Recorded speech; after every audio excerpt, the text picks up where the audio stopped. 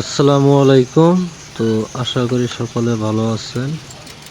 আমিও ইনশাল্লাহ আপনাদের দোয়া এবং ভালোবাসা অনেক ভালো আছি। সকলে আমাকে অনেক অনেক দোয়া করেছেন এবং ভালোবাসা দিয়েছেন। এই কারণে আজও আমি রয়েছি আপনাদের পাশে।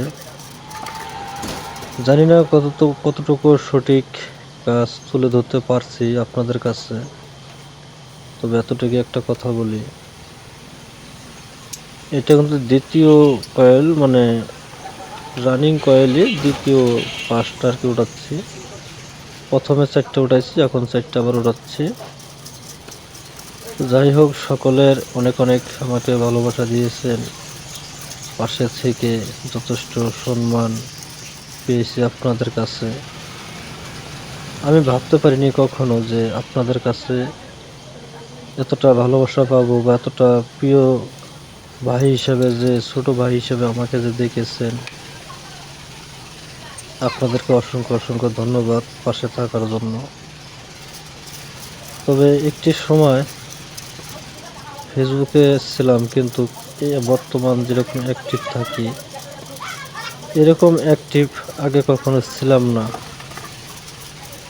তো আশা করি আজকে আপনারা ভালোবাসা দিচ্ছেন বিদায় এতটা অ্যাক্টিভ হিসেবে আমি রয়েছি।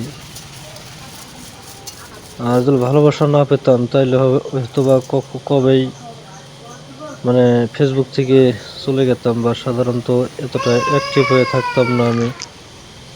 আমি হয়তো এখনো তেমন বড় কোনো ইলেকট্রিশিয়ান মিস্ত্রি হতে পারিনি। আমি অল টাইম ছোটোখাটো মোটরগুলো বাধাই করি, এই পর্যন্তই। তো আশা করি যদি আমি সবসময় সাজেশন দিয়ে থাকি, অনেকে অনেকভাবে কথা বলে থাকে, আসলে এগুলো বিষয়কে আমি কখনো গুরুত্ব দেই না। মানুষ বলতেই পারে, মানুষের মুখ দিয়ে এবং কমেন্ট করে, এগুলো নিয়ে কখনো আমি মন খারাপ করি না।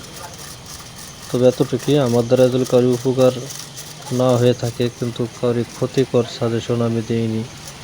যেমন সাজেশন দিইনি যে আপনি আমার সাজেশনটা নিয়ে আপনার ক্ষতিগ্রস্ত হয়েছেন।